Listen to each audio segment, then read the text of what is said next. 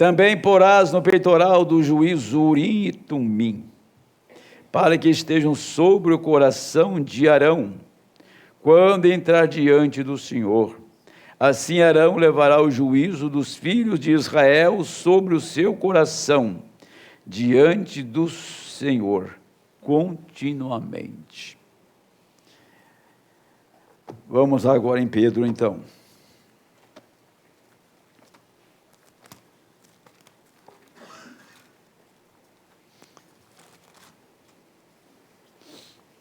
Capítulo 2, verso 5, 1 Pedro.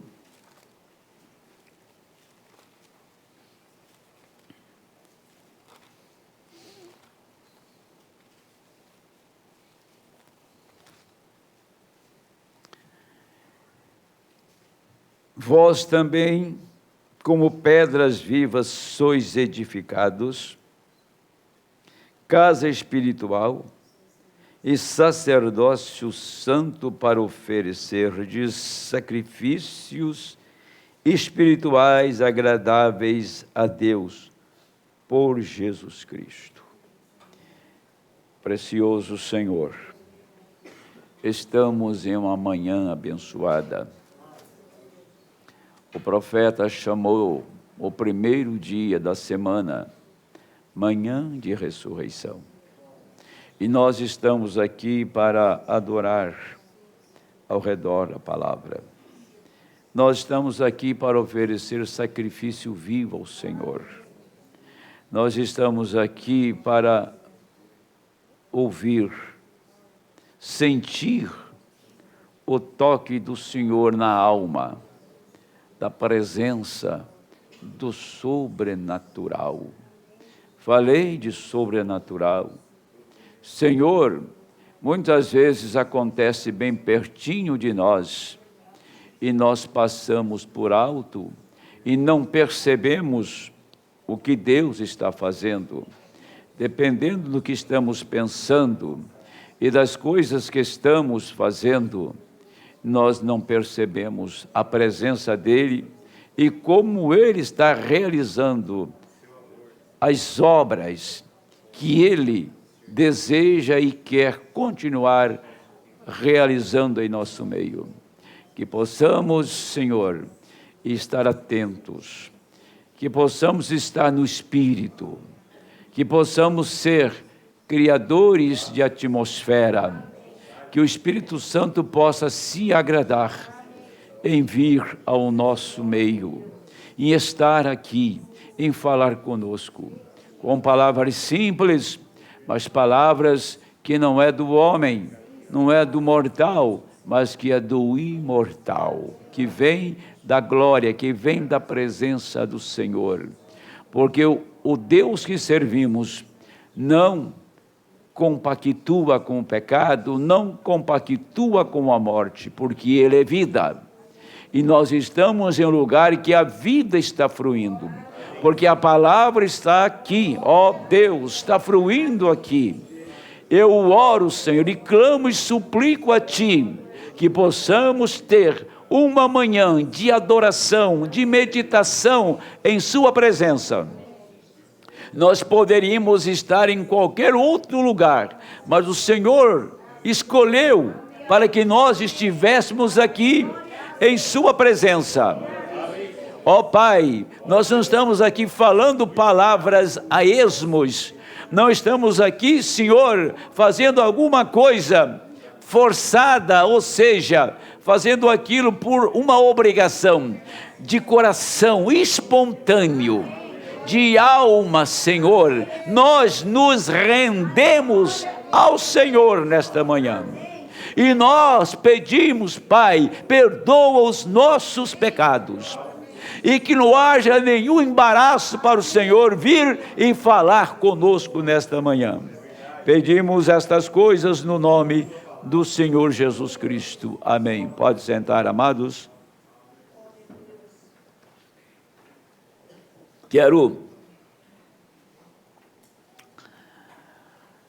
O que me chamou a atenção, primeiro,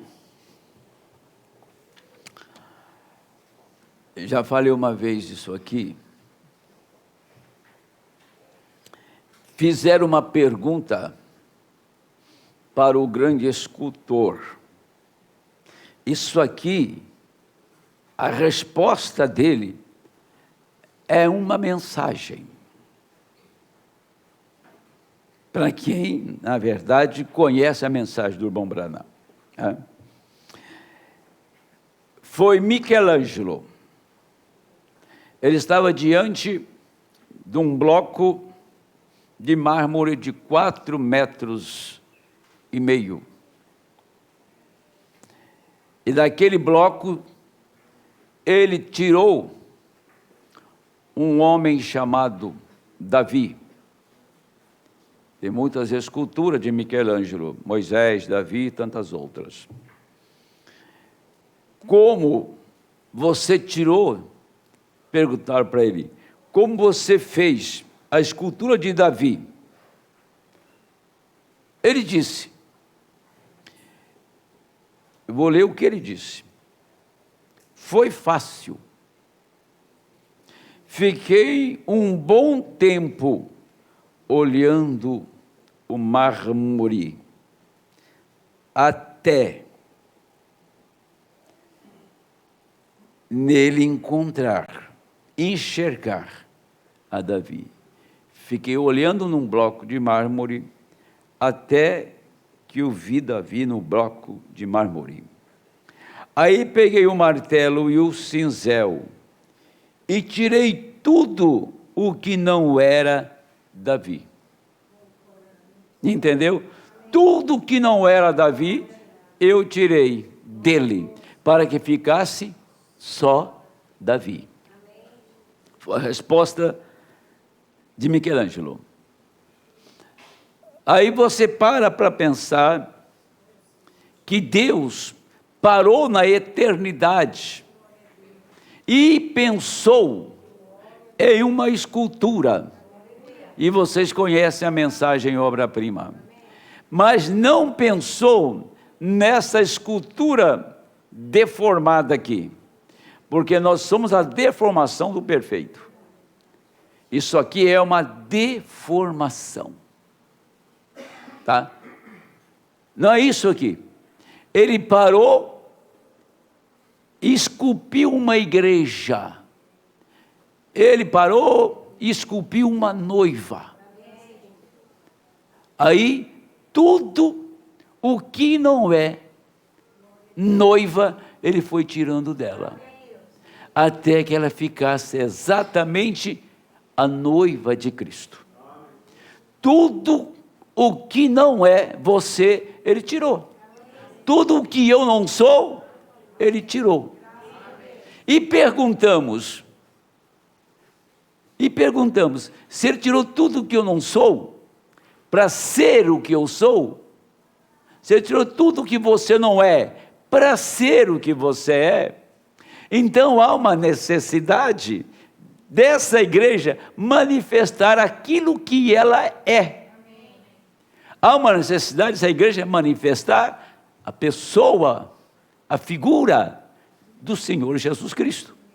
Porque Jesus esculpiu exatamente ele. Ele não fez outra escultura. Tá? Ele não fez uma pessoa diferente. Ele fez exatamente ele mesmo. Tá?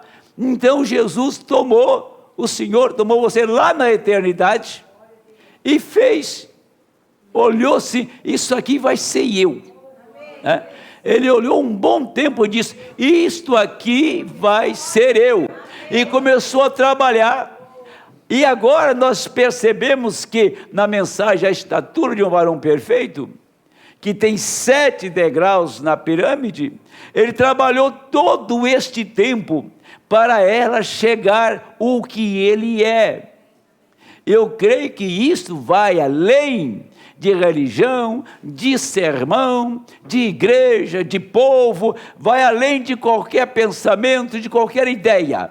Ele fez exatamente ele. Ele não podia fazer uma pessoa diferente, ele não podia fazer um ser diferente a não ser ele mesmo. Então ele me viu nele. Ele te viu nele. E agora você está retornando à imagem que ele viu. Você está indo para a imagem que ele viu, o pensamento dele, a escultura que ele tinha na mente, agora ele está terminando este trabalho, esta obra-prima está sendo encerrada.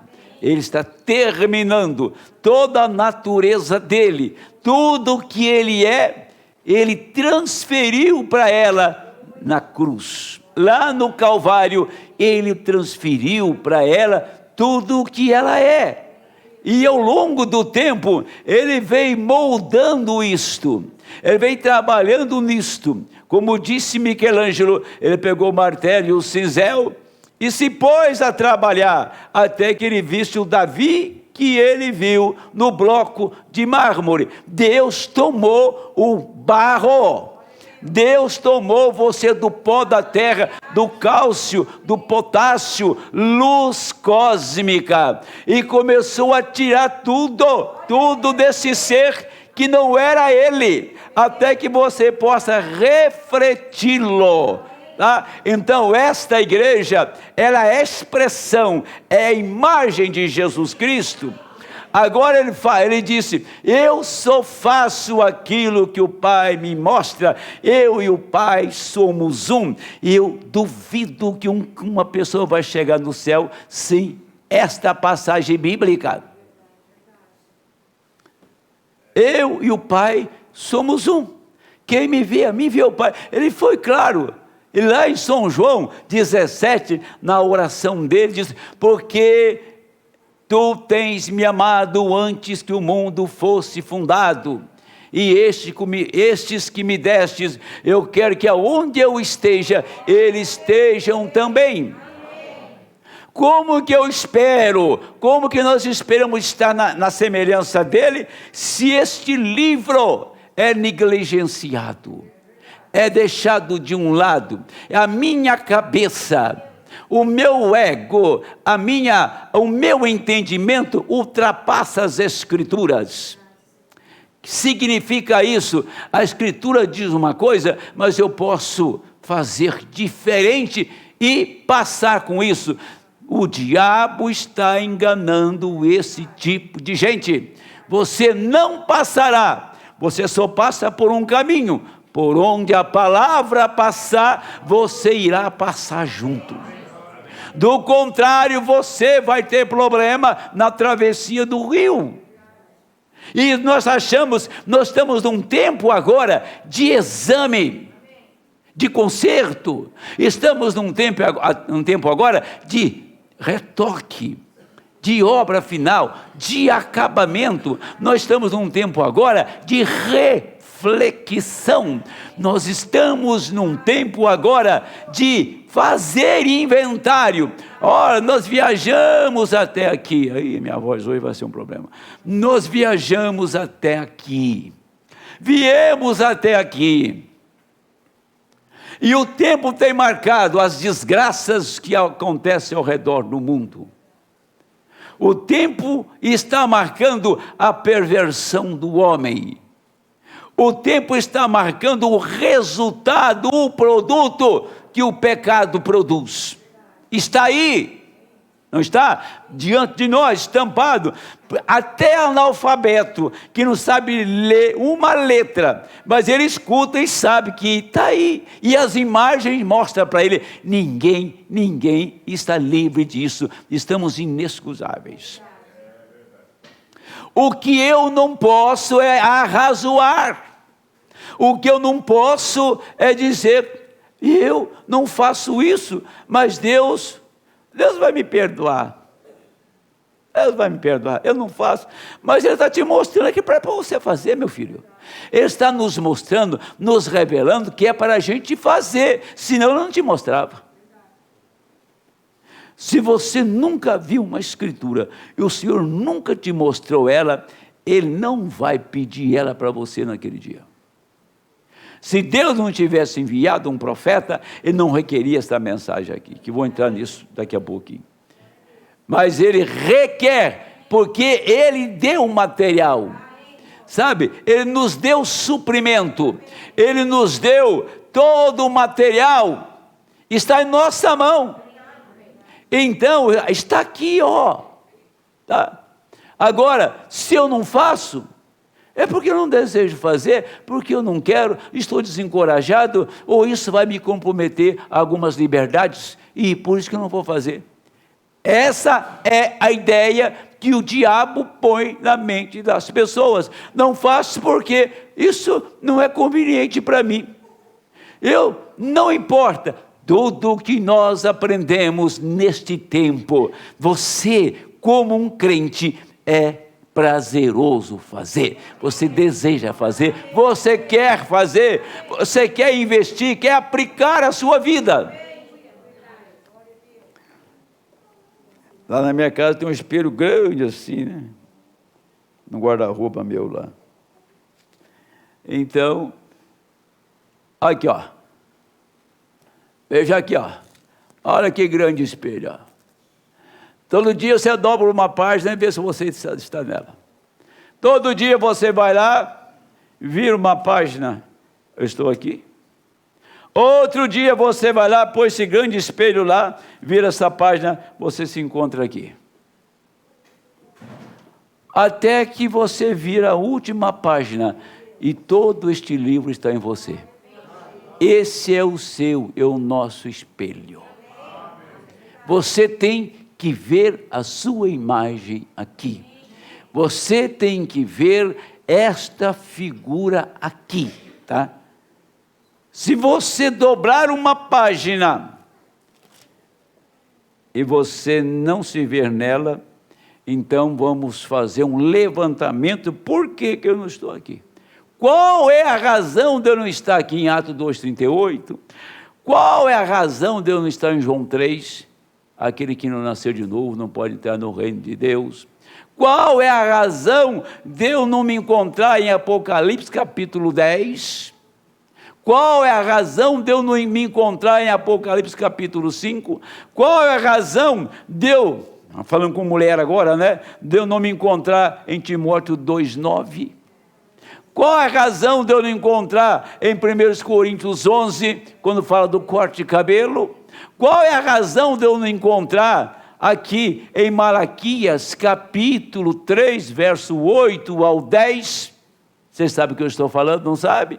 Qual é a razão de eu não encontrar aqui em Hebreus capítulo 7? Eu estou virando a página da Bíblia. Eu tenho que me encontrar com Elias, eu tenho que me encontrar com Malaquias, eu tenho que encontrar com Moisés, eu tenho que me encontrar com Davi, eu tenho que me encontrar com Noé, eu tenho que ter a aparência de Noé, porque Deus estava em Noé naquela era remota. Eu tenho que ter a aparência de Moisés, porque Deus estava em Moisés. Eu tenho que ter a aparência de Davi, o grande guerreiro, porque eu sou um guerreiro também. Então eu tenho que ter a aparência de Davi. Você tem que aparecer aqui a Maria que engravidou da palavra, a gestora, o que gestou Jesus Cristo. Você tem que aparecer com os personagens da Bíblia. Você tem que aparecer com Daniel, com Ezequiel. Você tem que aparecer com João da ilha de Pátimos, até que esta imagem completa esteja inserida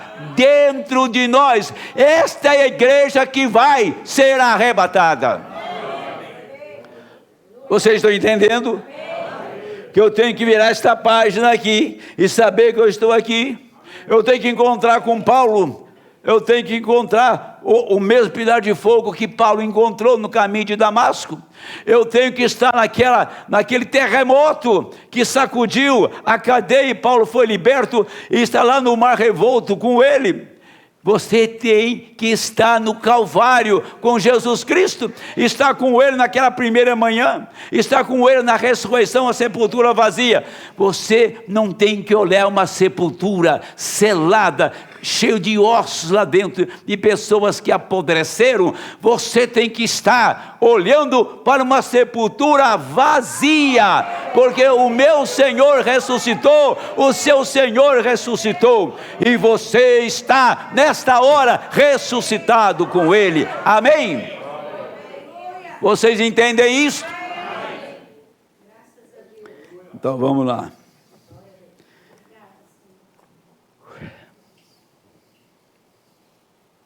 Olha, escute bem isso. Só que esta ferramenta devia desentortar muitas coisas tortas. O profeta ouviu George Lacey. São as palavras do irmão Brana. Parágrafo 45. Fala esta montanha. Ouçam, porque esta coisa não podem ser vistas. Então aqui está o que vem a mim.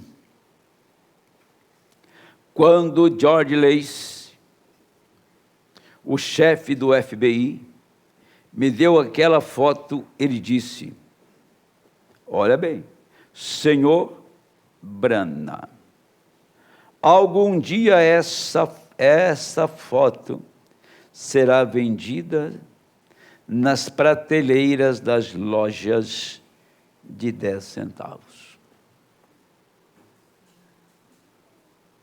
Escute bem, um dia esta foto vai ser vendida nas prateleiras das lojas de 10 centavos. Quer dizer, não vale muita coisa, né? George Lacey falando, o que examinou o documento. Mas não enquanto você estiver vivo. Não enquanto você estiver vivo. Eu me impressionei com o entendimento de George Lacey, não sendo crente.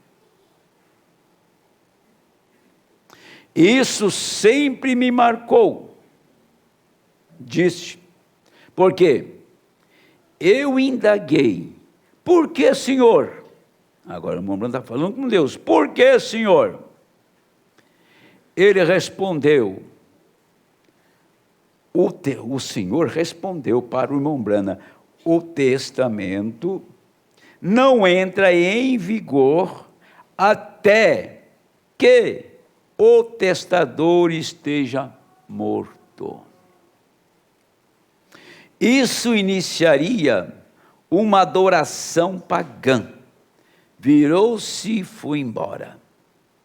Isso me marcou. E aqui, alguns meses atrás, eu estava estudando. Então, aqui está o que veio a mim. Ouçam. Deus, pela presciência, sabe quem vai crer e quem não vai crer.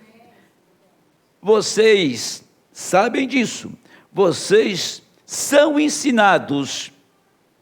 E aqui, por esses bons mestres. O pilar de fogo não teve muito valor quando ele mostrou quem ele era. O que era o pilar de fogo? Agora vamos entrar nisso um pouquinho, tá?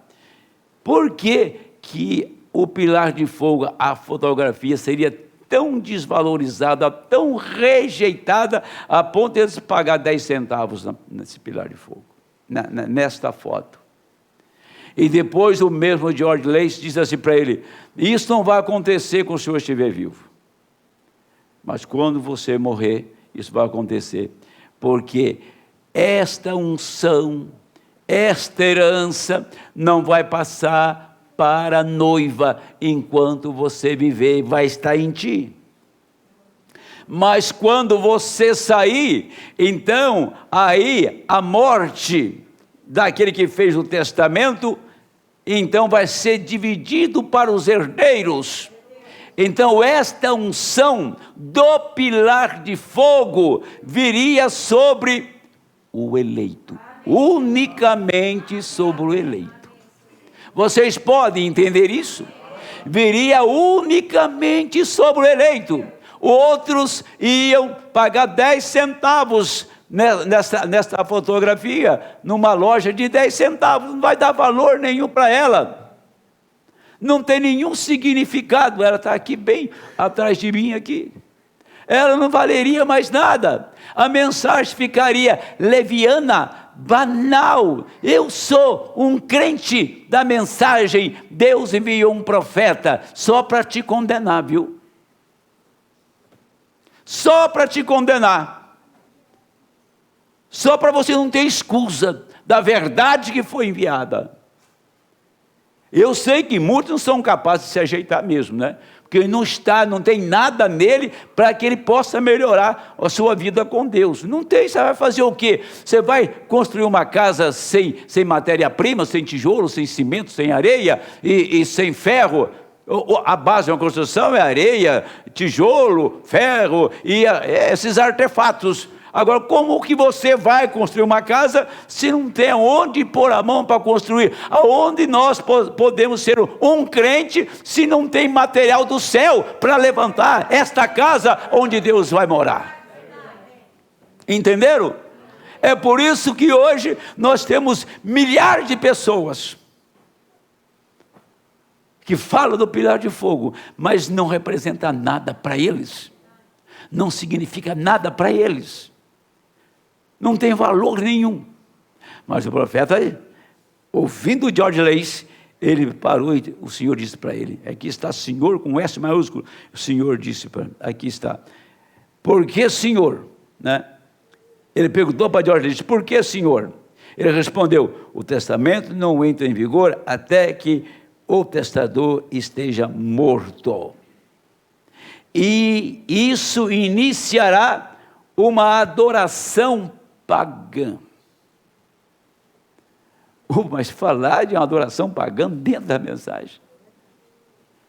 Então tá, sai por aí e visita os grupinhos para você ver só. Que coisa, que loucura eles fazem. Isso começará uma adoração pagã. Virou-se e foi embora. Isso me marcou. Quer dizer, agora aqui está o momento que esta herança, esta unção, esta mensagem, ela veio para a semente predestinada. E quando quem guiou Moisés foi a luz, o fogo, na sarça ardente, aquela mesma sarça ardente, aquele mesmo fogo, tornou-se um pilar de fogo, que agora não guiava Moisés, mas guiava todo Israel. Quer dizer, é o mesmo personagem, apenas em uma situação diferente. Era um fogo na sarça falando com Moisés, agora é um pilar de fogo guiando Moisés. Mas era a mesma pessoa, era o Senhor, era o Logos que saiu de Deus, que guiou Israel. Nós somos privilegiados de sermos guiados pelo Logos de Deus, tá? O Logos de Deus. Agora, veja bem uma coisa, o profeta disse aqui, ouçam, vocês ouviram isso? Vocês que estão assentados aqui, então, portanto, ele disse, ninguém pode vir a mim, a menos que meu Pai o traga primeiro. Deus tem que trazer. Então vocês são um presente de amor para Cristo dado por Deus. Eu me pergunto, quando o grande Elias esteve na terra, as pessoas não reconheceram até que ele se foi. Eliseu tomou o seu lugar, eles riram dele, chamaram de careca, porque ele era jovem, ainda quando ficou careca. Eles não souberam quem ele realmente era, até que ele foi trasladado e foi para o céu. Vamos somar isso aqui, tá? A coisa aqui vai bem mais fundo do que pode passar pela nossa mente. eles não souberam quem era João, até que o decapitaram. Os discípulos nem sequer o conheceram. Os discípulos interrogaram: por que os escribas dizem que João, ou Elias virá primeiro? Jesus respondeu: ele já veio e não conhecestes. Mas a justiça de Deus, ele chamou aqueles que ele conhecia. Todos os que dantes conheceu, ele também chamou. E os que ele chamou, ele os justificou. E os que ele justificou, ele glorificou. Os que dantes conheceu, ouçam com atenção, assim vocês terão fé para crer. Eles não souberam quem Jesus era, até que ele ressuscitou dos mortos, até que ele saiu da sepultura, ressuscitado. Agora veja, Elias, Eliseu, João Batista e o Senhor. Nós lemos muitos livros, nós lemos a Bíblia, e posso falar de Elias, pregar sobre Elias, das grandes obras, e de Eliseu, e falar de João Batista e Malaquias 3, e falar do Senhor Jesus, porque eu estou aqui, há 2000 anos depois disto. A pergunta é: o que o povo viu no dia que eles estavam em ação? O que o povo viu? Eles não viram. Os discípulos só reconheceram Jesus depois de ressuscitado. Enquanto ele estava realizando as obras do Pai e morreu crucificado, eles não sabiam quem ele era, mas quando ele ressuscitou, aí ele abriu o entendimento dele, como está escrito lá em São Lucas 24. Eles tiveram entendimento aberto para conhecer as Escrituras, tá? Então, Deus abriu o entendimento deles. Agora, aqui, que eu quero relatar para vocês, quem é o homem que caminhou 33 anos, o homem que andou ao redor do mundo. Quem é o homem que realizou aquelas grandes obras?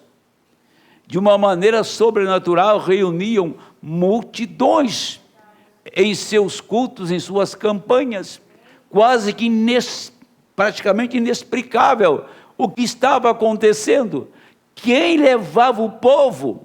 Quem levou 500.000 pessoas no autódromo lá da África, em Joanesburgo? Quem levou aquela multidão lá na Etiópia? Quem levou aquela multidão na Alemanha? Quem levou aquela multidão no México? Se falasse outro nome de um evangelista sobressalente nos dias do irmão Brana, se eles fossem, não tinha ninguém. Mas quando era irmão Brana, o povo se aglutinava. Mas nunca souberam quem ele era. Nunca exatinaram para Malaquias 4, e nem para Apocalipse 10:7. Mas viria um tempo, depois que o irmão Brana partisse, teria uma parcela da mensagem que iria saber quem ele era. E as pessoas pararam exatamente no profeta de Malaquias 4. E eu tenho escritura para dizer que Malaquias 4 é Apocalipse 10, verso 7. E que essas duas escrituras também é São Lucas, capítulo 29. Invertido, 17, 29. É a mesma escritura. É o Filho do homem. a pessoa de Jesus Cristo. A unção que estava em William Branham não era a unção de um dom carismático, era a unção direto de Deus. Não era um dom apenas carismático, era a manifestação de Deus. Agora o que o profeta está dizendo? Que isso seria repartido com os filhos de Deus na hora final. Se ele partiu, ele deixou uma herança, e a herança que ele deixou é a sua palavra revelada, a sua unção e os mistérios revelados. Aí ele diz, eu vou ler esse trecho aqui para fazer mais entendido. Aí o profeta diz: pode-se ver dois, ou seja, pode-se ver, deixa eu voltar a leitura aqui. Ele diz: vocês, meus amigos, os católicos, a minha ascendência, diz ele era da Irlanda, e São Patrício era irlandês, e o profeta conheceu São Patrício, que a Igreja Católica diz que era santo deles. Tá? Agora, ele era tão católico quanto sou esta noite. Mas não há outra igreja. Eles o chamaram. Aconteceu quando ele teve poder para expulsar as cobras da Irlanda, sabe que Patrício mandou as cobras da Irlanda embora, né? Expulsar as cobras da Irlanda. Isso não é uma lenda. As lendas assim por diante. Então, depois que ele morreu, a igreja o reconheceu e o canonizou como santo. Depois que ele se foi, São Francisco de Assis, que se fala muito dele por aí, e é um santo católico, nunca ele foi um santo católico. São Francisco de Assis, um pregador ambulante, com uma Bíblia debaixo do braço, ele estava pregando em um bando, e um bando de pássaros fazia barulho. Ele disse: irmãs, fiquem quietas, enquanto eu prego o Evangelho. Desprezado, rejeitado pela Igreja Católica, mas depois que ele se foi, eles o conheceram como um santo, depois o canonizaram. Joana d'Arc, vocês ouviram falar de Joana d'Arc, uma mulher, uma guerreira, uma mulher espiritual. E o que a Igreja Católica disse sobre ela? Ela é uma feiticeira. Eles queimaram numa estaca, cerca de 200 anos. Depois, eles reconheceram o corpo, os corpos dos sacerdotes, e os lançaram no rio.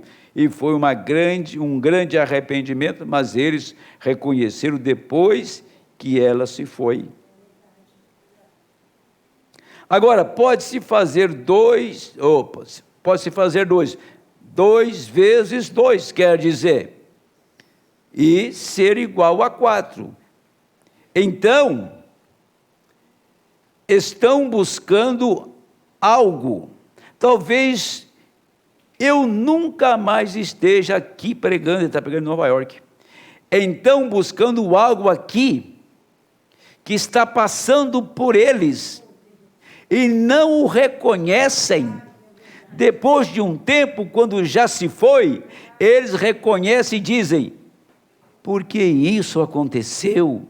Quando foi esse reavivamento? Quando aconteceu? Está tão longe. Ele está dizendo, pregando em Nova York, ele falou assim: olha, talvez eu nunca mais venha pregar aqui, mas ele estava tentando, entre linhas, fazer as pessoas entender quem era o personagem que estava ali. Talvez eu nunca mais volte aqui, tá? Ele contou essa história aqui que eu acabei de ler, e dizendo, talvez nunca mais eu retorne aqui. Mas ele falou de São Patrício, ele falou aqui de Joana d'Arc, São Francisco de Assis, que nunca foram católicos. Tem as estátuas dele nas igrejas, tem paróquia com o nome deles, mas eles nunca foram genuínos cristãos no dia deles. Agora, ele está se referindo à passagem dele naquela região e à passagem dele através desta geração que hoje eu sou parte e você é parte, que veio de lá de trás. Chegamos aqui para olhar no quadro quem é a pessoa que repetiu exatamente as obras que Jesus fez. Quando foi que Jesus esteve na terra em 2000 anos para levantar os mortos e para criar pela palavra, para falar com as águas, para falar com a tempestade? Quantos fizeram isto? Reconhecemos plenamente que não houve um homem que tivesse essa envergadura, esse ministério, para realizar o que o irmão Brana realizou. Não que ele seja Cristo, porque a mente das pessoas não consegue separar uma coisa da outra. Ele manifestou o ministério do Senhor Jesus Cristo. A segunda vinda de Cristo, eu disse isso ontem, não sei se eu disse aqui, o dia do Filho do Homem começou exatamente no dia 9, isso, falei certo aí? 9 de, o nascimento do irmão Brana foi 9/6, né? 6 de abril de 1909. 6 de abril de 1909, 5 horas da manhã, uma estrela entra no quarto. Quem que era aquela estrela? Não era a mesma do Rio Ohio? Então quem estava na terra? Aí eu disse, mas para aí, aquela estrela, ninguém pode afirmar isso, irmão. Brando não estava contando história.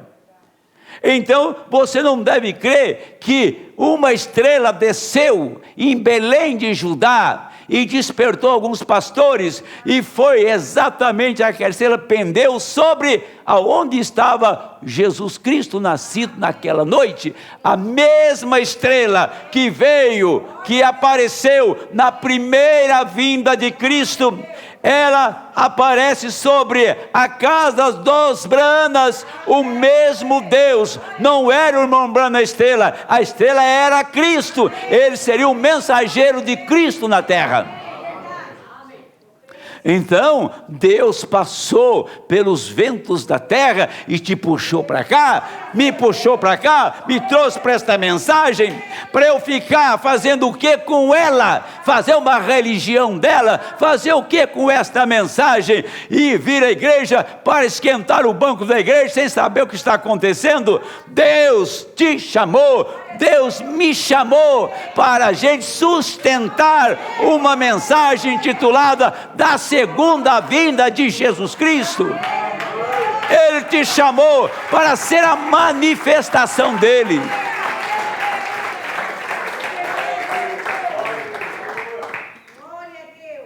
Então vamos voltar agora aqui. Eu estou dando essa volta aqui que eu quero mostrar algo aqui, tá? Nós vamos chegar lá nos atributos de Deus daqui a pouquinho, mas preste bem atenção nisso, minha gente. Eu fico meio gago e fico meio desequilibrado quando vejo pessoas olhando para cima assim, o que o pastor está pregando essa manhã? Nada. Para muitos, mas é tudo para muitos também. Por quê? Você viu ele contando a história?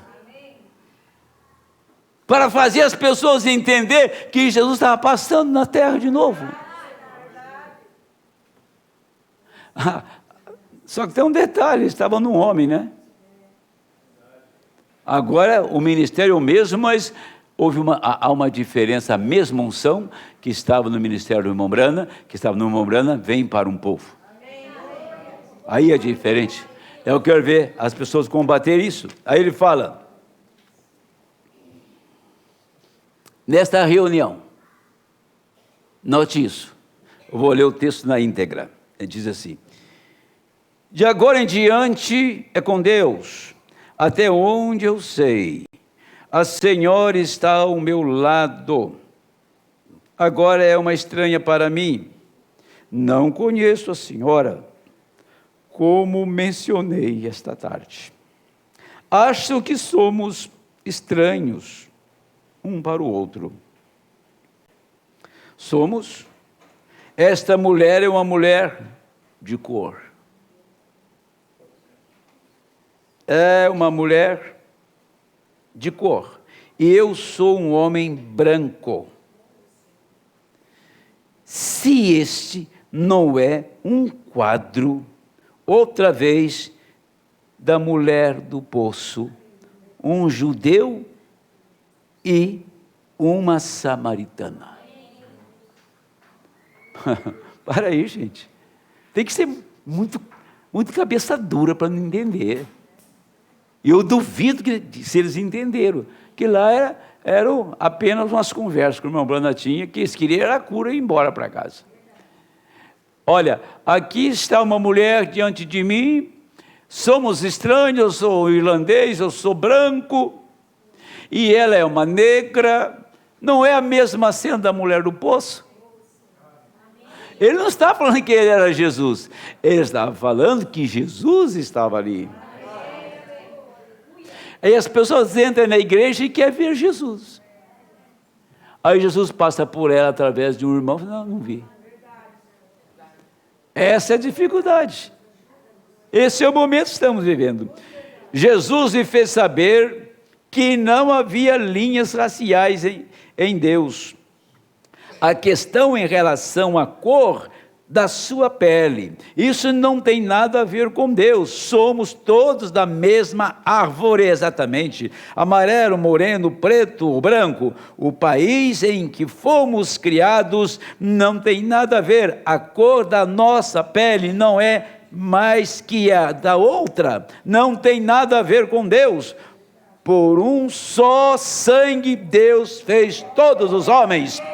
Se eu estivesse morrendo, essa mulher poderia me dar sangue imediatamente, uma transfusão, mas nunca coloque um sangue de animal em você, porque você morrerá. O sangue dela é igual ao meu. Deus criou nós dois. Aqui estamos nesta tarde, depois dois desconhecidos, nunca nos vimos. Ela é uma mulher de cor e eu um homem branco. Se este não é um belo quadro do próprio capítulo 4 de São João de novo, amém, que fala da mulher do poço. Olha, como Deus abre a palavra de uma maneira tão simples, falando entre linhas, mas mostrando a realidade do quadro. Como que você pode acordar, despertar uma pessoa, quando ela não tem material para trabalhar com ela, que eu acabei de falar aqui. Não tem como, minha gente. Ela pode ficar religiosa, ela pode gostar da mensagem, não vai resolver o seu caso. Você tem que tomar a Deus em sua palavra. Os fariseus gostavam do Senhor, sim, gostava. Ele curava os doentes, limpava os leprosos, matava a fome dos famintos, e assim por diante. Gostava, mas não tem um deles no céu. Mas aqueles que andaram com ele, caminharam com ele, até que ele pôde entrar dentro deles no Pentecostes e dar o Espírito Santo a eles, agora sim, eles eram a imagem. Deus tirou a imagem dele e pôs dentro daquela igreja no Pentecostes. Deus tirou a imagem dele, que é o seu Espírito, e pôs dentro dessa igreja, para que ela represente a ele aqui na terra, para que ela possa difundir, fazer a luz brilhar desta mensagem, a luz da palavra neste tempo. Jesus Cristo não andando no homem mais, mas andando entre o povo. Amém. Agora, veja bem uma coisa, achar isso aqui muito simples, mas isso aqui me chamou bastante atenção. Eu posso até ler isso lá em 1 Coríntios, 2 Coríntios 13. Mas deixa eu ler aqui, bem rapidamente. A mensagem para que foi dado o Espírito Santo, tá? É só um parágrafo, apenas um parágrafo. Ninguém pode chamar Jesus de o Cristo, se não for pelo Espírito de Deus. Você não pode chamar a palavra de Deus para o seu lugar correto, a sua maneira correta, se não for pelo Espírito de Deus, tá? Quando Deus te chama, está isso em 1 Coríntios 12, 13, viu? 12 e 3. A Bíblia diz que ele é o Filho de Deus.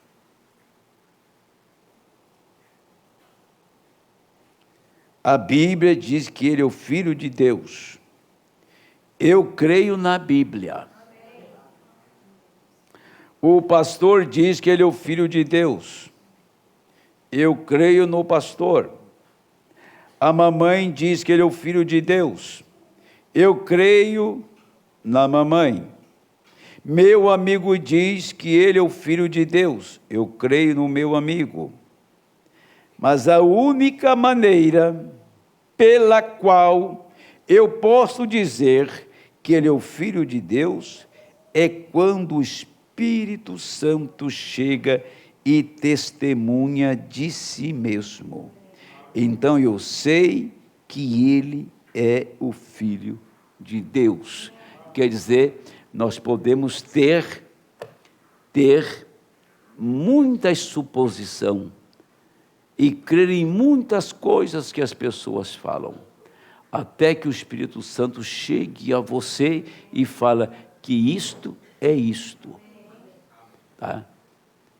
Por isto que Paulo disse em 1 Coríntios 12, verso 3, ninguém pode chamar Jesus de o Cristo se não for pelo Espírito de Deus. Quer dizer, se não chegar aí, nós vamos falar que ele é o Cristo a vida inteira e nunca iremos conhecê-lo como Cristo, tá? Saber quem ele é na verdade. Por isso que a mensagem não é um livrinho de cabeceira. A mensagem é para carregar no nosso coração. Deixa eu dizer algo para vocês agora. O profeta, ele foi a boca de Deus. Tá? Malaquias 4, versos 5 e 6. Eis que vos envio o profeta Elias, antes que venha o dia grande e terrível do Senhor. Agora, quem que é o personagem de Apocalipse capítulo 10, versículo 7? Este personagem de Apocalipse capítulo 10, verso 7, não é o mesmo personagem de Malaquias 4? Ou eles são diferentes? Quem que é esse personagem de São Lucas, capítulo 17, 29 e 30? É só você observar que a Bíblia responde à própria Bíblia. A Bíblia dá testemunho dela mesmo, tá? Quem que é esse personagem? Certamente que Malaquias 4 é o profeta Elias, não é? Mas o ministério que ele exerceu no Apocalipse 10, 7 era o ministério daquele anjo que abriria e revelaria todos os mistérios. Agora, quem que ele estava revelando? Você percebeu que começamos em Apocalipse capítulo 10, versos 1 até o verso 6. Quem que é esse personagem? Esse personagem é a pessoa de Jesus Cristo. Para quem que ele veio? Aí que vamos entrar na coisa. Para quem que ele veio? Não vamos fazer a leitura? Não é necessário fazer a leitura? Mas se você observar, para quem que ele veio? Quando chega no capítulo 10, verso 1, vai falar de um anjo que está descendo na terra, pôs um pé na terra, outro no mar, levanta a mão direita e jura que o tempo não seria mais, não é isso? E assim ele prossegue. Mas quem está aguardando esse anjo que desce? Quem está aguardando a mensagem do anjo que está descendo? O anjo que está descendo só pode ser quem? Cristo. E quando ele desce, aí então é que ocorreu aquela constelação de 7 anjos. E quando ele põe um pé na terra, outro no mar, é quando ele traz uma mensagem para denunciar 2 sistemas na terra. A besta que sobe no mar, a besta que sobe na terra, política e religiosa, certo? Ele faz esta denúncia. Mas quem pôde interpretar a mensagem que esse anjo estava trazendo era o 7º anjo. E o 7º anjo agora não era Jesus Cristo. O 7º anjo era o ministério do mensageiro da hora para abrir a palavra. Então ele não desceu e trouxe uma mensagem para o povo. Ele desceu e trouxe uma mensagem para o seu profeta. E o seu profeta está exercendo a função agora de 7º anjo, o revelador dos mistérios. Nos dias da voz do 7º anjo, todo o mistério de Deus será cumprido. Deus termina exatamente com o 7º anjo. Não tem mais nada depois disso. Mas aí tem 10, tem o 16, tem o 13 que fala dos Estados Unidos, o 17, e tem o 15, o 19, a volta dele. Ele trouxe tudo ali, tá? Toda a Bíblia está revelada na voz de quem? Do 7º anjo. Agora, se você começa a ler depois do versículo 7, então tem uma voz que vem e diz a João: importa que reprofetizes novamente. Amém? Agora, não está mais o 7º anjo na terra, mas tem alguém que está reprofetizando, trazendo a mensagem de volta na sua pureza. Essa língua é boa, né? Essa língua é boa para os entendidos. Percebeu? Que ele trouxe a mensagem para um homem. Mas depois que ele entrega esta mensagem, ele abre os mistérios, revela os mistérios. Aí ele fala: agora importa que reprofetize de novo. Apocalipse capítulo 8, 9, 10 e até o 11. Quem está reprofetizando? Tem algum profeta em alguma denominação reprofetizando? Tem algum profeta na mensagem reprofetizando? Ou tem na mensagem um corpo chamado o quíntuplo de Efésios reprofetizando agora? Amém? Esta mensagem está sendo reproduzida. Se a vida de Cristo desceu no profeta para abrir a palavra, essa mesma vida, ela continua agora no eleito. Ou a gente, se não é isto, nós somos uma organização religiosa. Se não é isso, somos meros religiosos, somos somente aventureiros. O céu não é lugar de aventureiro. O céu é lugar de soldados que batalham, que expõem a mensagem, que expõem a palavra do seu dia. O céu é para guerreiro. O céu é para Davi, é para Sansão. O céu é para Gideão. O céu é para guerreiro. O céu é para Noé, que lutou contra a geração sozinho. O céu é para Daniel. O céu é para uma igreja que nasceu de novo da palavra de verdadeiros guerreiros. Deixa eu voltar isso aqui. Nós lemos sobre o peitoral de Arão. Escuta, Arão, ele entrava no lugar santíssimo, não entrava? Mas o peitoral dele não estava no lugar santíssimo, estava no lugar santo. Mas ele entrava no lugar santíssimo. E ele carregava as 12 tribos, Israel no seu coração, carregava o juízo de Israel no seu coração. Por isso aquelas 12 pedras eram colocadas no peitoral de Arão. Cada um tinha um nome, cada era uma pedra. Aí, veja bem, quando levantava um sonhador e um profeta, tinha que ser levado diante do peitoral de Arão. Por quê? Porque ele entrava no lugar santíssimo. Ele estava representando as 12 tribos. Então, se reprofetizava ou contava o sonho. E aquelas pedras teriam que manifestar suas cores e formar um pacto, formar um arco-íris, dizendo que aquilo era verdade. Se não fosse verdade, elas ficavam quietas. Aí o profeta diz, o nome de Jesus aqui, ele diz que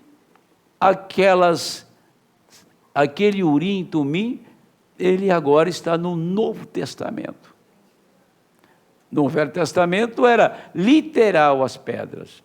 Você não leu comigo exatamente lá em Pedro? São pedras vivas, não mortas. Tem muita pedra de tropeço, não tem? Lá no verso 8 fala de pedra de tropeço, pedras rejeitadas, mas tem pedras vivas.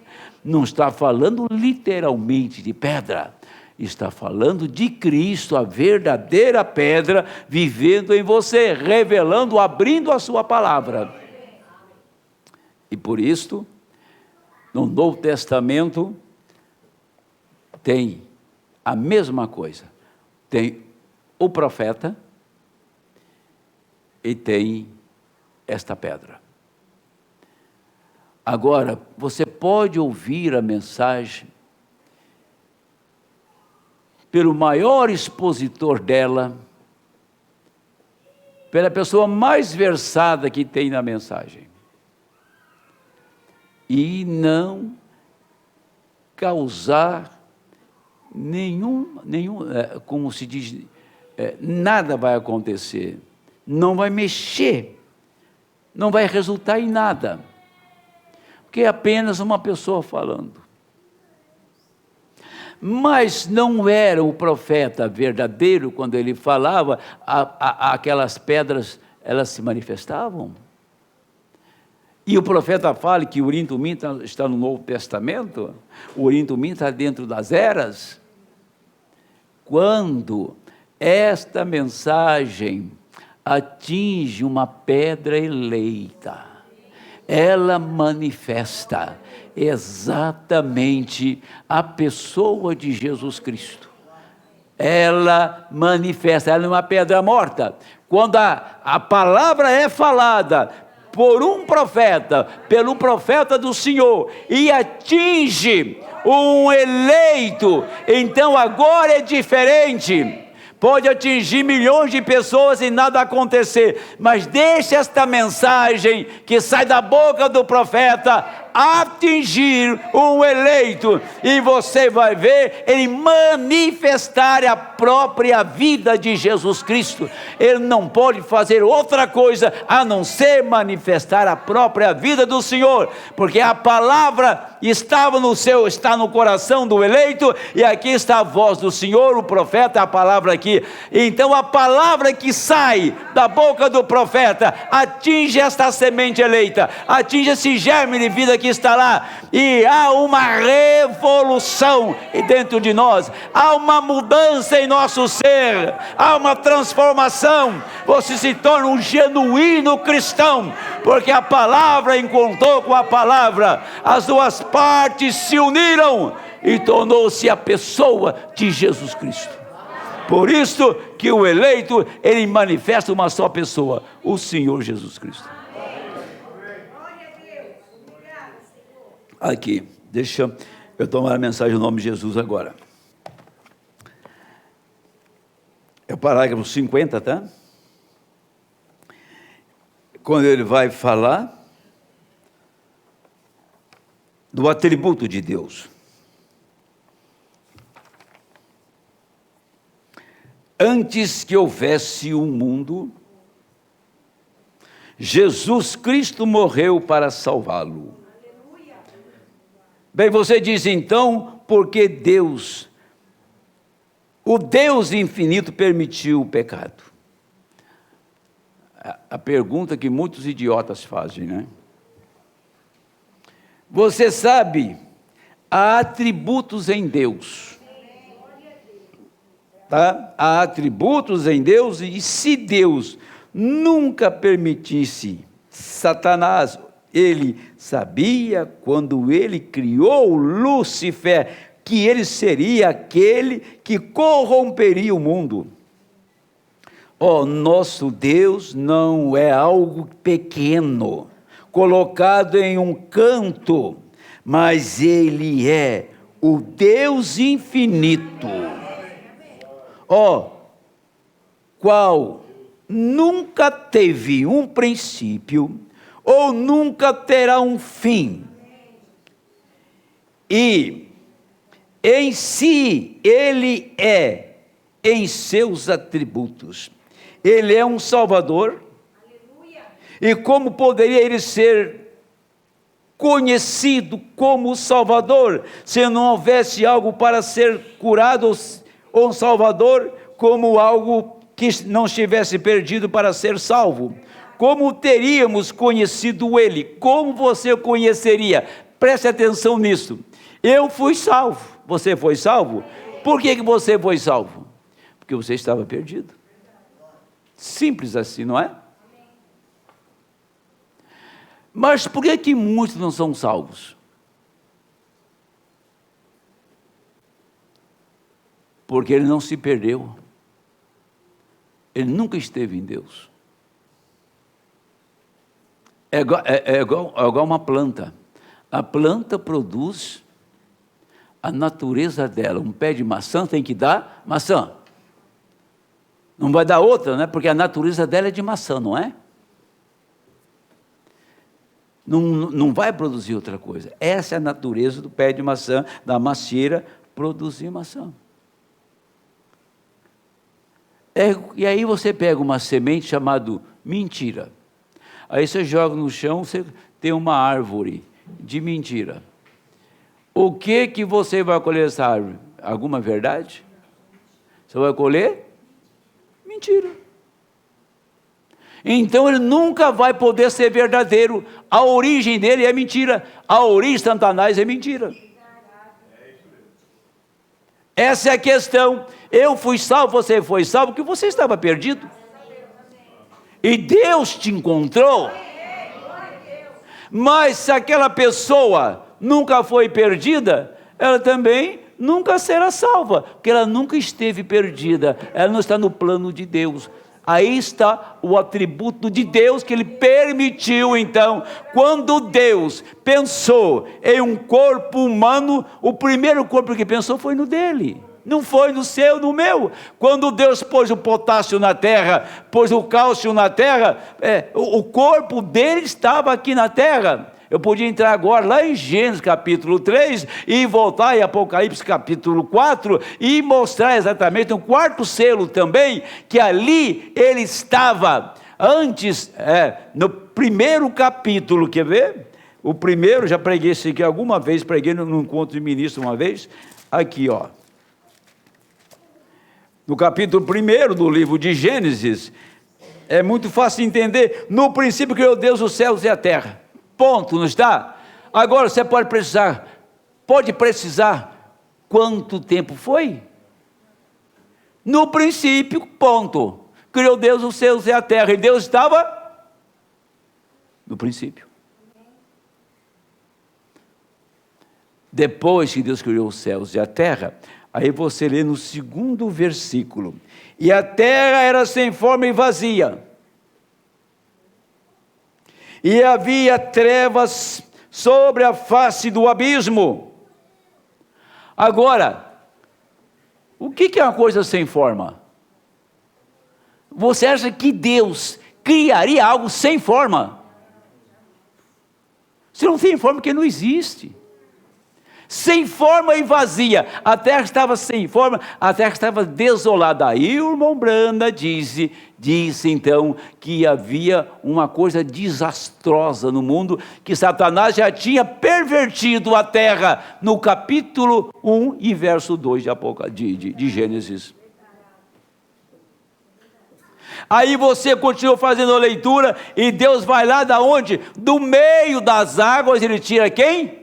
Ele tira a terra do meio das águas. Quando ele tira a terra para fora, ele estava tirando você, e estava tirando o seu próprio corpo, estava lá. Um dia esse Deus desceria e tomaria o pó da terra, formaria o seu corpo.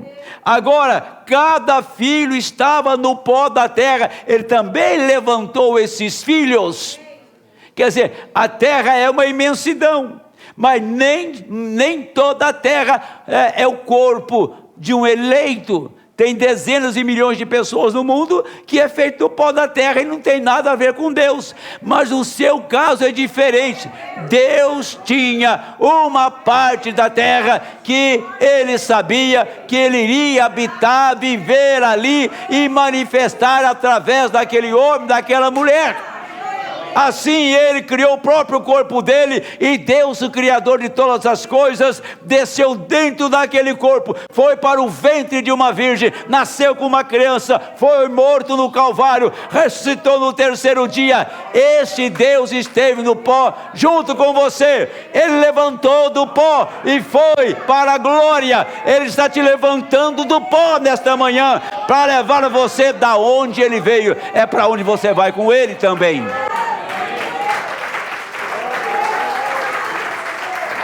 Aleluia. Até o corpo, seu material, pó, foi predestinado. E ele disse: qual foi o primeiro? Assim faço a pergunta: qual era o primeiro, o Salvador ou o pecador? O Salvador era primeiro, e o Salvador é maior do que o pecador. Como apareceu o pecador? Se lá não houvesse nunca um pecador, ele nunca o conheceria um Salvador. Se não houvesse um pecador, você não conheceria um Salvador. Ele tinha que salvar. Por isso, ele teve que descer aqui e viver a mesma vida que eu vivo, que você vive. Ele era o Criador. Todos os atributos estavam nele. Então você não pode ser diferente dele, porque você estava nele. E você faz a seguinte pergunta: o que eu estou fazendo aqui? Aguardando o momento para tomar minha posição. Por que você é capaz de suportar? Por que você é capaz de crer? Por que você está nessa igrejinha, nesta manhã, me ouvindo pregar? Por que você ama o Senhor? Por que você crê na presença dEle aqui? Sem vê-lo, mas você sabe que ele está presente. Por que você crê no sobrenatural? Porque tem algo aí dentro que não é você, não é o seu intelecto, a sua capacidade de arrazoar as coisas, mas é o mesmo Deus que desceu aqui na terra. Agora ele desce de novo dentro dessa parte da terra que é você. Amém. Primeiro homem foi ele. O primeiro que ele foi levantado do pó foi o Senhor. E aqui estão os filhos dele agora, atributos dele, para manifestar aquilo que ele é. Porque, você para pensar, não é arrazoar, é pensar, é ter a mente divina. Por quê que Moisés passou por tudo que ele passou? Será que não tinha outra coisa melhor para fazer, não? Para pensar, você é inteligente, ué. Moisés não era um homenzinho assim, não. Moisés era um grande homem, respeitado numa nação. Agora você pergunta, por que Abraão escuta uma voz lá na cidade dos caldeus? Ele escuta uma voz lá, ele escuta no meio dos pagãos, da idolatria, no meio das coisas erradas, do pecado, ele escuta uma voz: Abraão, sai do meio do seu povo, da sua parentela, te levarei vou te mostrar uma terra, e vou te dar um filho. E fez a promessa, e Abraão pegou o que ele tinha, as coisinhas que ele tinha, pegou a mulher que ele tinha, atravessou o rio, atravessou o rio do outro lado, e foi peregrinar no deserto. Pagou um preço, caminhou no deserto, foi um nômade, montava uma tenda ali, outra lá, e os dias se passaram, e a velhice estava cercando ele, a mulher, e você perguntava: Abraão, escuta uma coisa, você teve um surto, aquela voz não pode ser. Não pode ser. Olha, quantos anos já faz, rapaz? Olha a sua condição. Ele respondeu: eu estou certíssimo que quem eu ouvi era o meu Deus.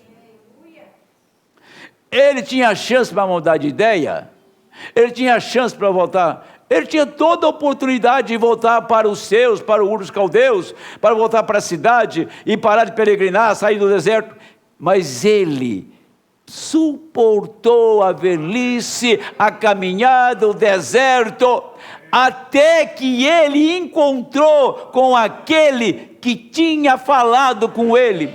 E quando aquela voz falou com ele, ele sabia que era a mesma voz que tinha falado com ele há tantos anos no passado. Quando aquele homem foi falar com ele, que ele estava lá no meio do dia, o meio-dia, o sol escaldante, que aquele homem chegou, quando o homem abriu a boca e falou, disse: eu conheço esta voz. Ela falou comigo lá em Ur, ela falou esses dias atrás comigo ali, quando voltava da matança dos reis. Ele se identificou pela voz. O profeta sabia que aquela voz era o anjo que falou com ele a primeira vez. E você se identifica pela voz que fala com você. E a voz é a mensagem, a voz é a palavra, a voz é os mistérios que estão abertos. Aleluia! Você, preste atenção, o único ser na terra, a única raça na terra que tem um receptor que escuta a voz de Deus é o eleito. Você está me ouvindo? Você tem um receptor. Ninguém tem isto. Só o eleito tem um receptor que fala: é o Senhor que está falando, aqui está a promessa dele, aqui está a presença dele, ele está vivo em nosso meio, nesta manhã, continua falando com a sua igreja. Você pode pensar o que você quiser e criticar à vontade, tá? Que eu estou com a mensagem na minha frente aqui.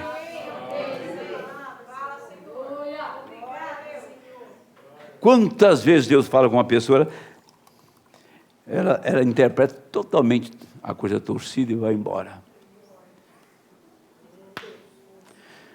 Por isso que eu falei, tem coisa que eu falo no púlpito, e é pelo Espírito Santo em benefício da igreja, e depois aparece aí nas redes sociais me criticando com a mesma frase minha. Você pensa que eu ligo para isso? Eu tenho que passar por isso. Eu tenho que suportar isso. Suportar crente preguiçoso, pior coisa do mundo, sabe? Você quer deixar eu louquinho, é ver crente acomodado. E eu, meu Deus, eu não me conformo. Eu sou um homem inconformado com um crente vazio. Mas vamos lá. Sabe por que você suporta aquilo que você é? Sabe essa moça que está aqui olhando para mim, chama Nayara. Eu não sei da sua vida no passado, mas boa não foi, né, filha? E você agora está suportando pôr uma saia, suportando tirar a pintura do rosto, suportando vir na igreja, né? Em vez de chegar de manhã, da noitada, né? Da noitada, e ir para casa dormir, porque está arrebentado de beber cachaça e bagunçar durante a noite, aí tem que descansar para se recompor para ir para a próxima, né? Agora, Deus mudou o caminho dela. Deus mudou o caminho dela. Ela não vai mais nas noitadas, não vai mais na balada. Ela pegou outro caminho. Ela pegou o mesmo caminho que Abraão. Ela pegou o mesmo caminho que o Senhor pegou. Você está caminhando com Ele. Amém, amém. É por isso que estamos nesta manhã reunidos aqui. É porque você está andando no caminho do Rei. Esse caminho é tão sublime que Isaías disse que nem os loucos errarão este caminho. Amém. É por isso que suportamos incrédulos ao nosso redor, suportamos coisas que você jamais gostaria de ver, você é obrigado a ver, e você suporta o opróbrio de se vestir como homem, né? Se vestir como homem, né? Pentear o cabelo como homem, né? Cortar o cabelo como homem, né?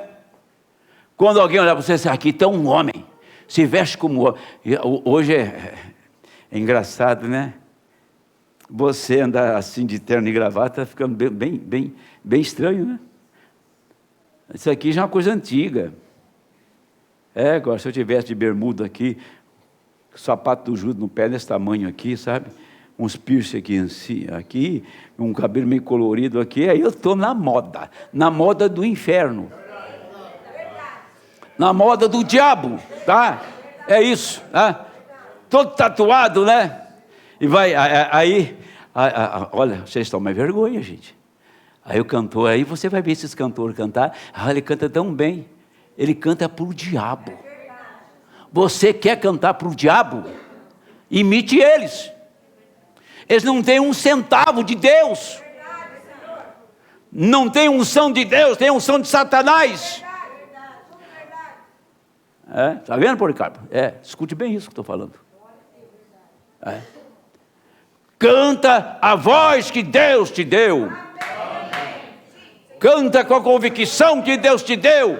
Você é suficientemente capaz fazer essas pessoas olhar para você e dizer, olha como esse moço canta bem, não consigo cantar como ele. Para cantar como você, tem que estar pelo mesmo caminho que você entrou. Essa é a verdade. Agora, inverter os valores é intragável, não dá para ver aquilo não dá para ouvir aquilo. Que coisa. Agora, ainda bem que mudaram, agora não é culto, mas agora é show, né? Agora é show, cobra entrada e tudo mais, beleza. Você está fazendo uma coisa certa, né? Agora, você esperar pela vinda do Senhor, o cabelo ficou branco, 41 anos pregando a palavra, estou tão bom como no dia que eu comecei, estou mais fervoroso hoje do que aquele dia, estou mais convicto agora. Você deve estar convicto cada dia mais do que o dia que passou. Você deve estar certo de Deus em tudo. Deus te quis assim, Deus te modelou assim, Deus te deu esta natureza, esta convicção. Deus fez a mulher que você é, o homem que você é, o pai e a mãe que você é, o pastor que eu sou. É Deus que fez isso, eu não posso mudar isso, eu tenho que pregar isso. Amém. Me aguenta um pouquinho mais só, tá? Não sei se eu... Aguenta um pouquinho aí.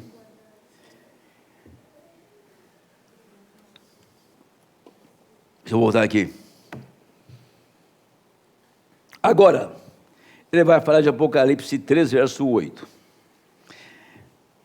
Quando foi o cordeiro sacrificado, Antes da fundação do mundo, Deus, em sua mente infinita, olhando através do correr do tempo, e ele viu o que aconteceria, e como ele teria que criar e derramar naquele espaço de tempo para tirar o que realmente ele era. Por quê? Ele fala: vocês jovens, vocês homens que têm sua esposa, coloque uma mulher sobre um teste e você verá de que ela é formada. Coloque um homem sobre um teste e ele irá, como uma garrafa em sua boca. Se ele é um alcoólatra, isso lhe dirá se ele salvou disto ou não. Estava um demônio que um dia, eu estava numa reunião e aquele pastor estava doidinho para beber, ele não queria beber. Falei: eu vou beber, esse pastor vai ter que beber comigo também, que era eu no caso. Aí ele falou assim para mim: você foi alcoólatra? Eu falei: fui alcoólatra. Então beba. Falei: eu não bebo. Então você não é liberto. Se fosse liberto, você bebia, você não tinha medo da cachaça. Argumento de Satanás, não é?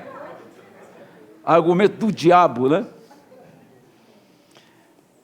Como tenho dito, como dirão, como irão os anjos cantar a história da redenção, quando eles nem mesmo sabem o que significa remissão? Mas nós podemos cantá-la. Nós sabemos o que significa estar perdido e o que significa ser achado. Se você nunca se perdeu, você não sabe o que significa ser encontrado. São aqueles que estavam perdidos, que sabem o que é isso, o que isto significa. São aqueles que tiveram enfermidades, que sabem como é bom ter boa saúde. E aquela vil pessoa que uma vez andava pelas ruas e nunca mais teve amigo, e nunca teve ninguém para abraçá-la, nunca teve ninguém, nem mesmo para olhar para ela e considerá-la.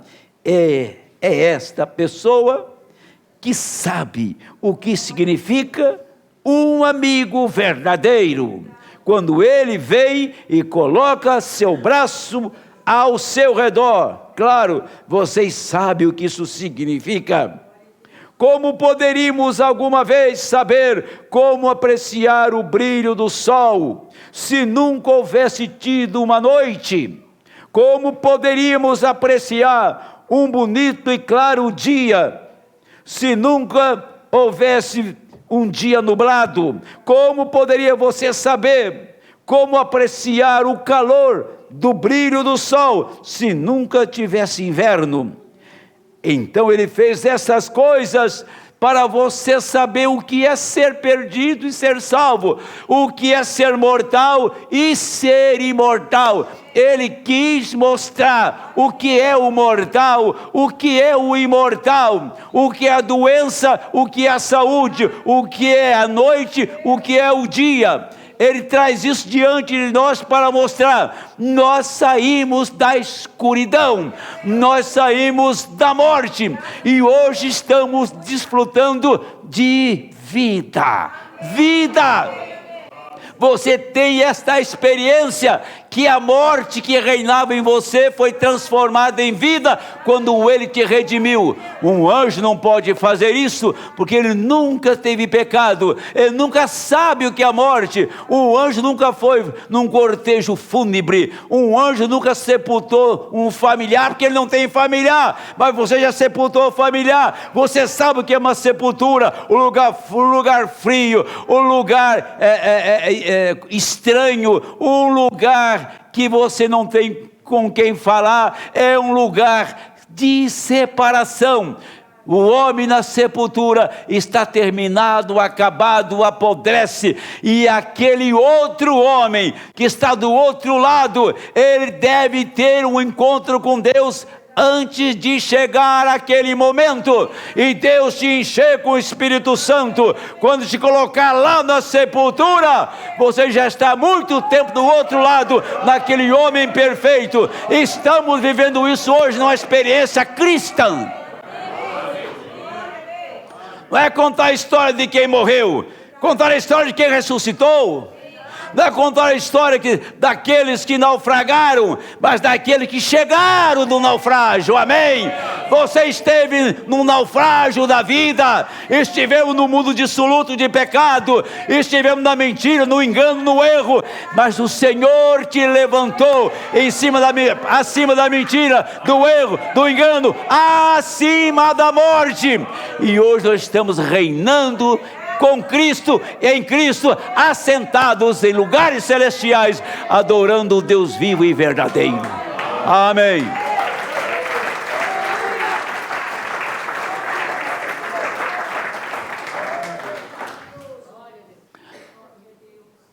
Quando eu olho para o meu velho corpo, meu cabelo branco, minha pele flácida, eu não fico nem um pouco preocupado. Você acha que ia ter juventude a vida inteira?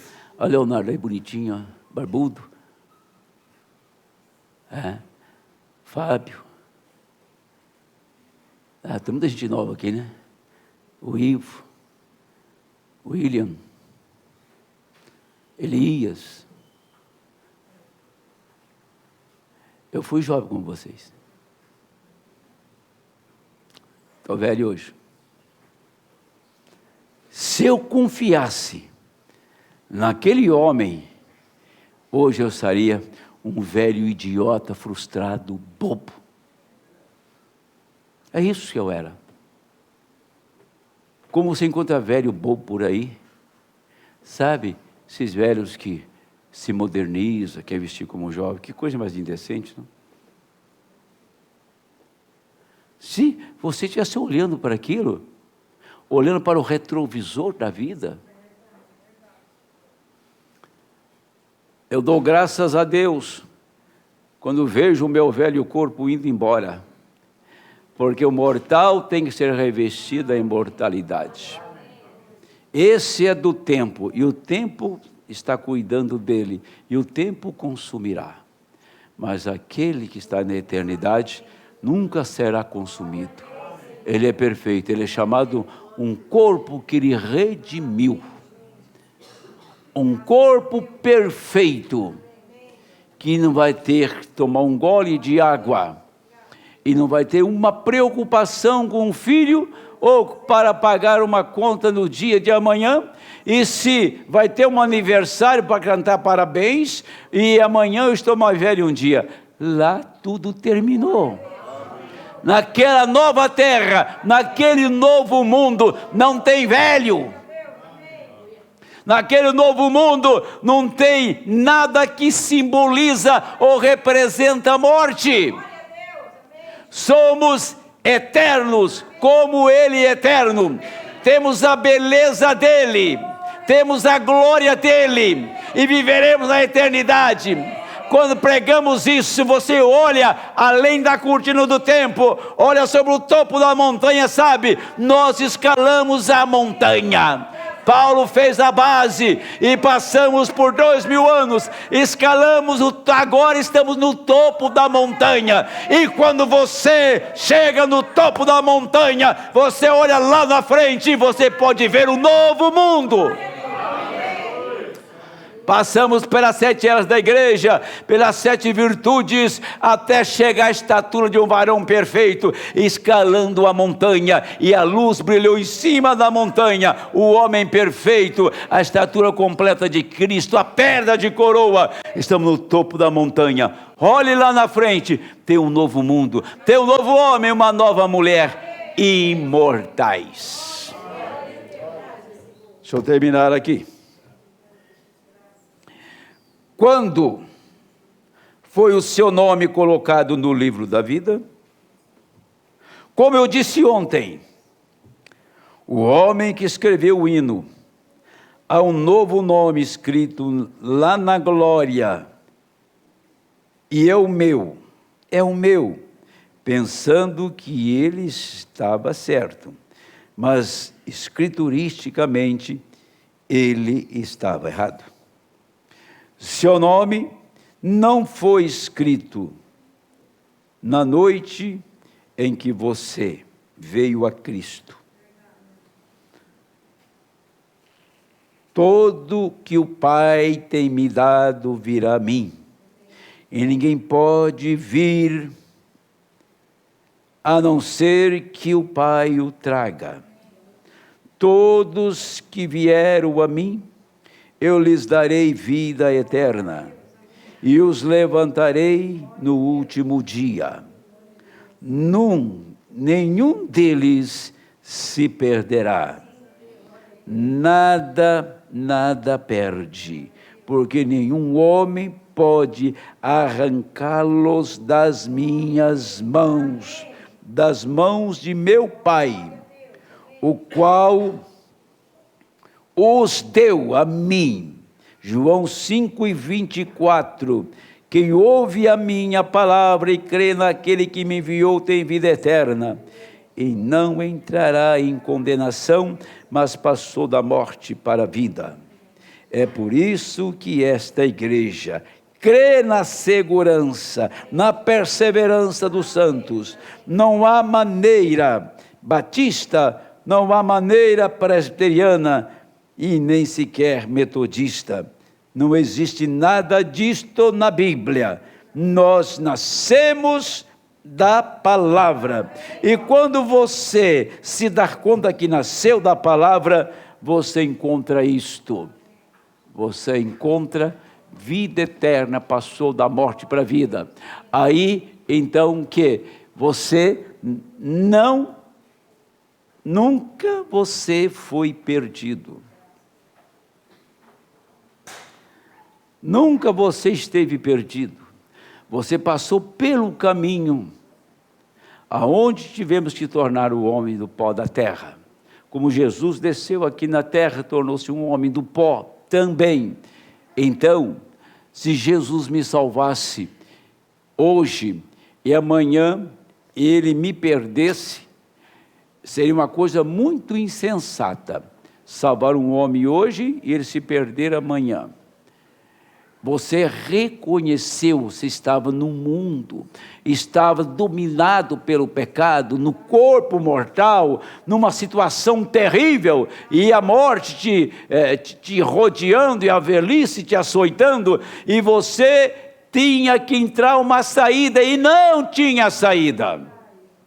Cientificamente, religiosamente, qualquer coisa não te dava uma saída, mas quando chega um tempo, abriu uma porta, ele mostrou uma saída, tá? Então você saiu daquilo que era perdido, que estava no mundo, e ele te arrastou pelo sangue dele, abriu o caminho e trouxe para ele. Isto significa então que você estava nele, passou como Abraão passou pela peregrinação, passou como passou Noé, passou como passou Moisés, 40 anos no Egito, mais 40 peregrinando. Tudo bem, ele passou por todo este caminho, mas um dia Deus toma Moisés e levanta lá no cume da montanha e mostra a terra, e Moisés nunca foi encontrado. Deus o levou para casa, ele foi transformado, mostrando a ascensão dos santos que sai da sepultura e vai para a glória. E Deus toma Elias e muda a sua condição mortal e leva para a região dos imortais. Deus fez com Moisés e Deus fez com Elias.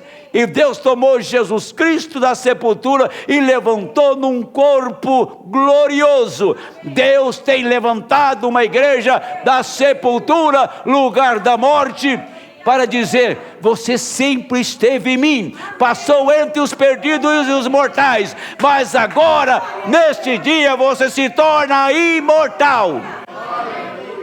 E nenhuma mensagem no mundo pode mostrar isso a você.